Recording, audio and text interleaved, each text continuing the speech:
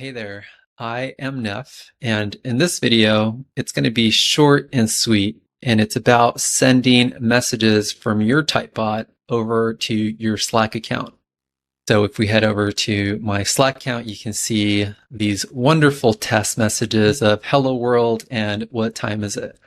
So that's the end result that we're going to try to get to. All right, so let's jump right in. So first thing that you'll need to do is head over to the Slack API docs and then create a new app. You'll see down here that I created a new one called Typebot Live Chat, which, by the way, a little asterisk here.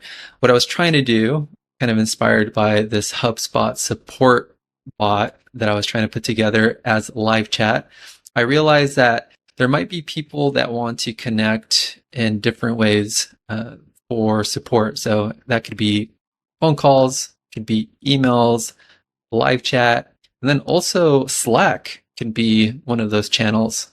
So that's where I went in this little rabbit hole, and hopefully you can find this useful for your situation. So in any case, you'll create a new app, and once you do that, you'll head over to incoming webhooks, and I promise this is actually really straightforward and simple. So you'll activate your incoming webhook, and then down here, this is all the information that you need to put into your Typebot. So first, you'll want to copy your webhook URL. You can do it here or copy it here. Then head over to your Typebot. You can see that I posted it or pasted it in here. And then the next thing you'll want to do is put in the infamous key value pair of content type and application JSON. Then after you do that, you'll head over to your JSON body and then plug this in.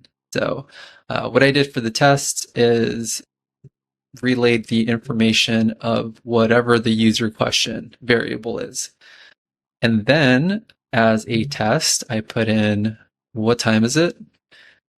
And if we run the test request, you'll see that the webhook got triggered successfully, gave us a status code of 200. And if we go back to my Slack account, you'll see once again for the third time that what time is it came in. And that's it.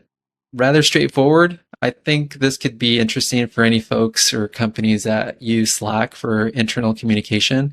Could be a nice notification along with maybe an SMS text message or maybe even like an email message. So hopefully this is helpful for some of you out there, and I'll see you in the next video.